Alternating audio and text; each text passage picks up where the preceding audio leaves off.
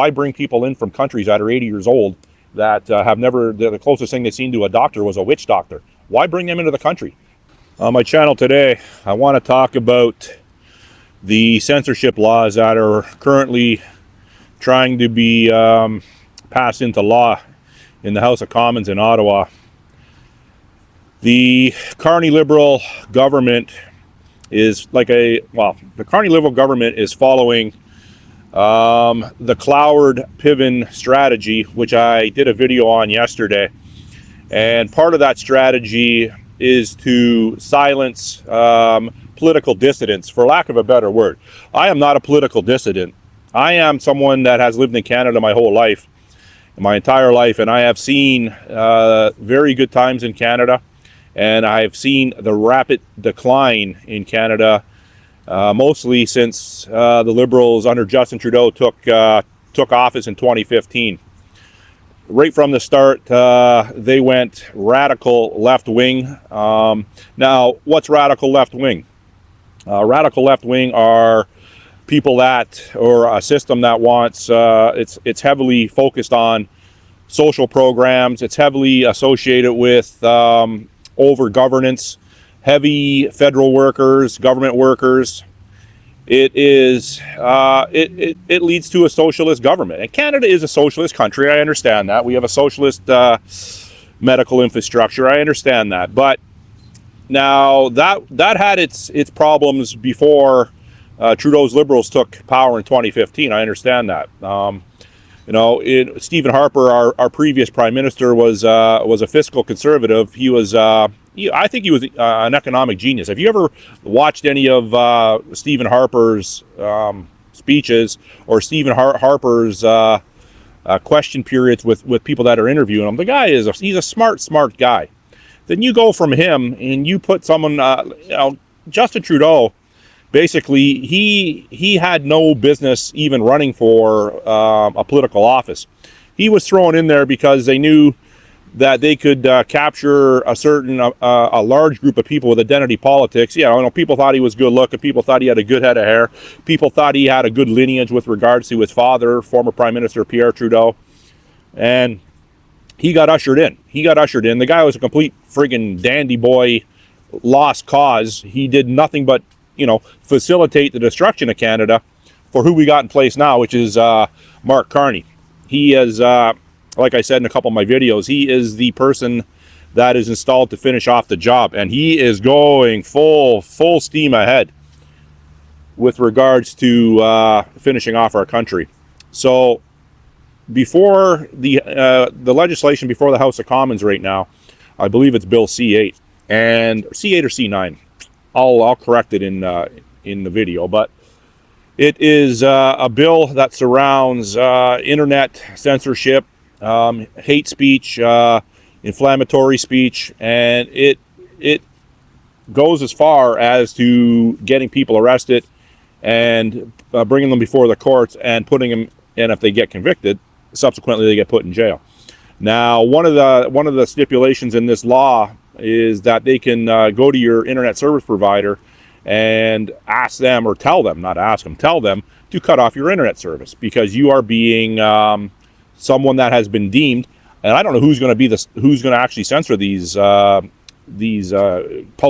memes, videos like I'm doing. I don't know who the people are, but you can more or less come to the conclusion that it's going to be a very left-leaning socialist, communist, Marxist, and that is the scary part.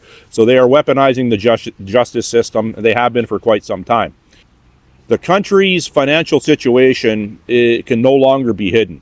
It is at the forefront. People are talking about it everywhere. Whether you're liberal, whether you're conservative, whether you're a communist, whether you're a socialist, Marxist, the country, the real estate market is falling. The bottom is falling out of that. The price of inflation is through the roof, the cost of groceries, the cost of rent. We all know that. But now it's getting to the point where it's affecting the 1% elbows up crowd, where they have to sell their cottages. They're losing their development businesses that are building condos and housing. They are starting to really, not only feel the pinch, they are declaring bankruptcy. They are walking away from their companies. So walking away from their cottages up in Lake Muskoka, Lake Rosso. Those type people that thought they weren't going to be touched are now being touched. So what has to happen? It's part of like I said, it's part of the Cloward Piven strategy, where they have to continue on with the silencing of people that are pointing out what the Liberals are doing, the mass destruction of what they're doing. And also, you can go on mainstream media, yes, but you can go on the internet on like I have my tablet set up here today. Like I run a hotspot from my phone to my tablet, so it's just, anyone that uses a phone or a tablet, it's just easier to navigate. It's, a larger format for my old eyes to see. But I have that luxury where I can set that up. Now, in the mainstream media, it's at the point where they can't hold it back any longer. They can't suppress the truth any longer. So what you see with these pro-Palestinian, pro-Hamas protests that are so frequent and so increasingly disruptive to everyday Canadians' lives, like myself, it's not being hidden any longer. If anything, it's being ramped up. And I said, and I touched on this before many times, and I'm not going to stop touching on it.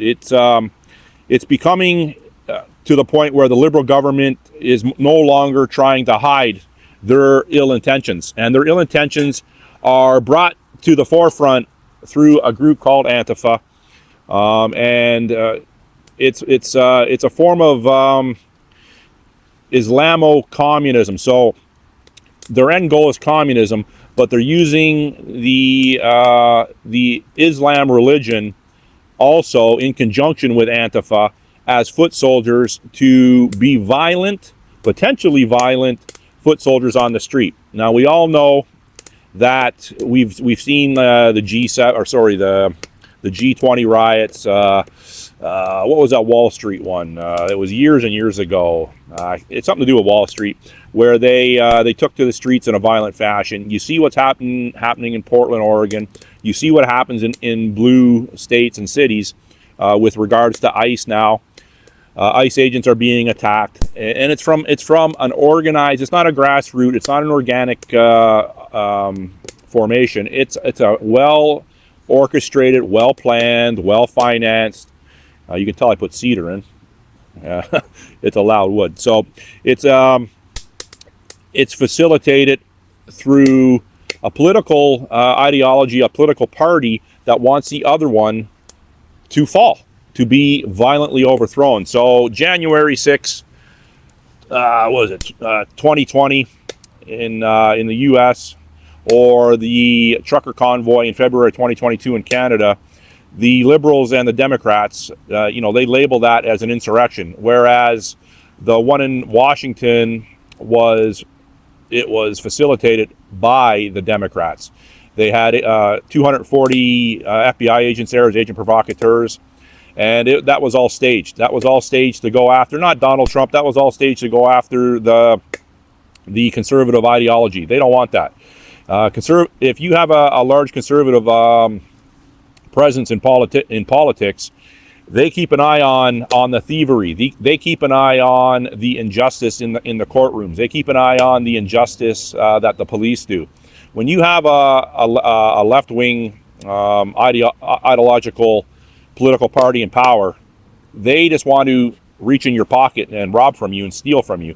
So that is the major difference. And people are so destitute and so indoctrinated these days with regards to not having money, and they're so programmed to live off what the government offers them, scraps. So and don't get me wrong, some people have made a cottage industry of robbing from the government with regards to all the different social programs they offer financially, and they could do quite well.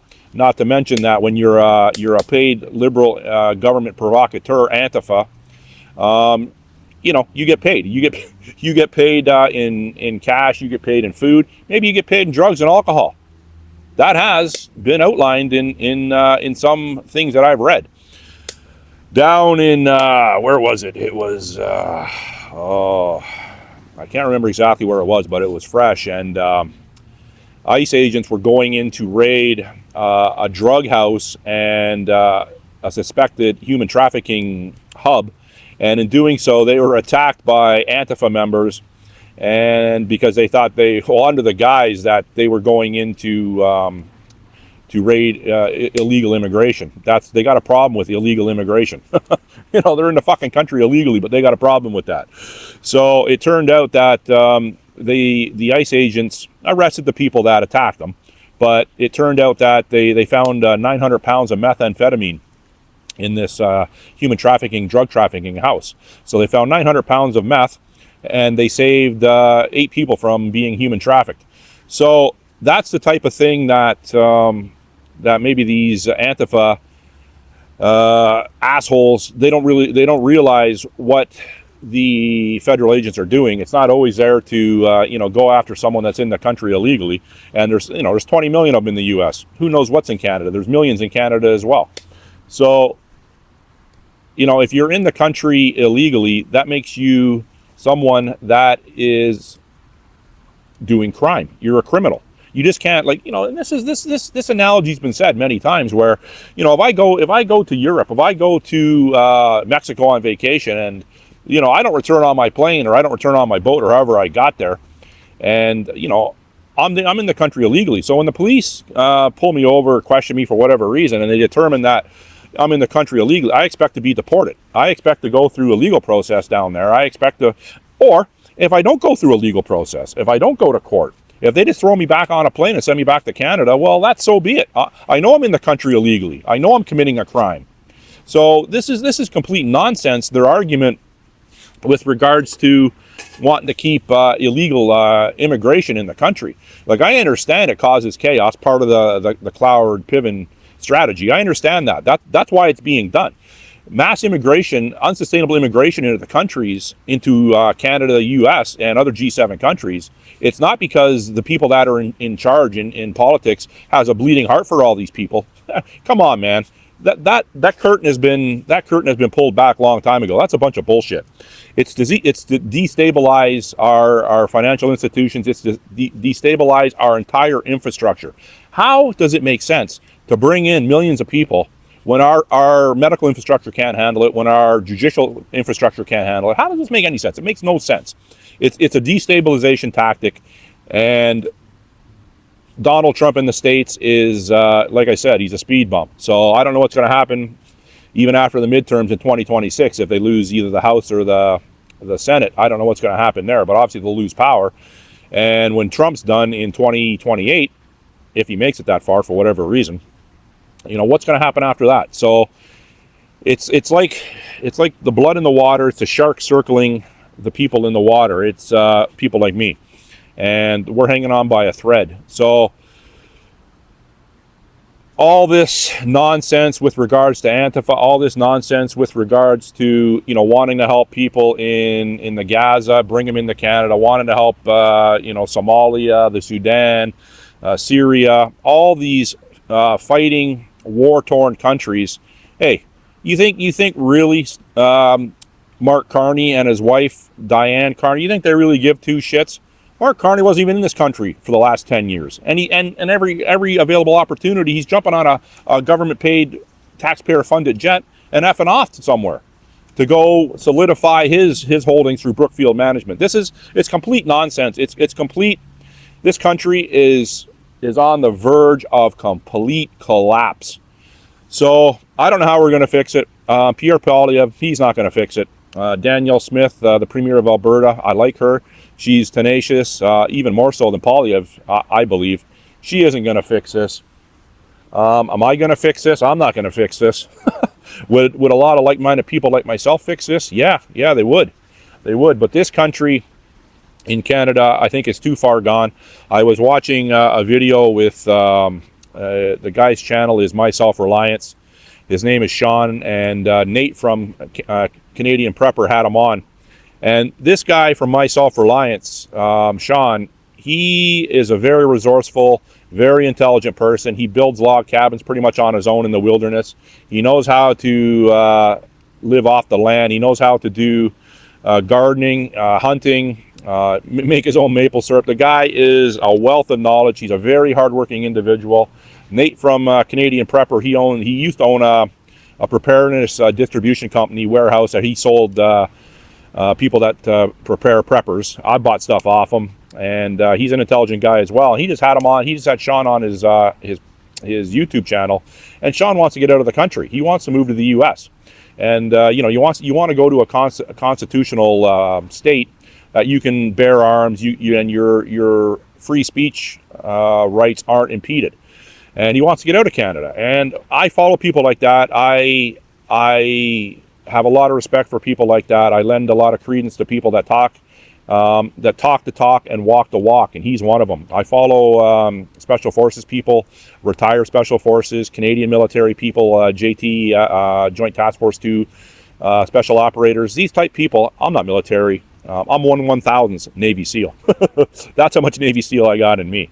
But I liken myself, if you put me out in the woods for a week or two, I can survive. You put me in a street level situation, I can survive. So I like to talk the talk and walk the walk as well. I can't talk the talk or walk the walk at a level of these other people. I understand that, and I don't proclaim to do that. Like Clint Eastwood said in one of his movies, every man's got to know his limitation. A good man's got to know his limitations, and I do know my limitations, but I also know what I'm capable of, and I'm capable of quite a bit when my mind and my back is put to it. So a lot of people are leaving Canada because of the Liberals, because of their communist aspirations, and I'm hearing now that it's not so easy to leave Canada. They're making it more difficult. Going into the States isn't as easy as it used to be, thanks to Donald Trump. And you know what? I think that's a good thing. It shouldn't be easy to come into a country. Why would he want people in his country that aren't going to bring a skill set to his country or not going to want to assimilate to Western values and ideological views? Why go to it? Why invite people to a country that are going to live off the system, that are going to go to their social assistance office and just collect a welfare check or Ontario Works check in my province? That doesn't make any sense. Why bring people in from countries that are 80 years old that have never, the closest thing they've seen to a doctor was a witch doctor? Why bring them into the country? Just to boondoggle and to snaggle up our medical infrastructure. That's purposely being done. If you can't see that, there's something mentally wrong with you. Now, for the people that are currently not in need of medical help, or not in need of a mortgage, or not in need of groceries that they have to pay for, they're going to a food bank. They're given government subsidized housing, and their health is good so far. So that's excellent. But there's going to be a time, and it's going to be a time very soon, where you're going to need all those things, and it's not going to be there for you. You're going to have a wake-up call. Now, a lot of the people, like I've touched in my videos before, that are already living in the woods and living in tents, they have an advantage over people, well, not so much like me, because I'm prepared to do that, and I can do that, but they're going to have a distinct advantage over people that have never experienced any hardship, and I'm talking like Canadians that were born here, they haven't experienced any hardship. It's going to be a rude awakening, because I'm telling you, the financial situation of this country is on the verge of collapse. Trust me on this. You might have money now. You might have a nice house now. You might have a nice car now. How much are you paying for that house? How much is that car payment? How much are your grocery bills per week? You might be looking good on YouTube or Facebook, TikTok, or Snapchat, whatever. You might be looking good there, but I'm telling you, a lot of it's phony. A lot of it is just it's a fugazi, and people are just, as soon as that camera shuts off, they are starving. And I'm not starving, but I'm not a wealthy person by any stretch of the imagination. I know what's coming, and it is.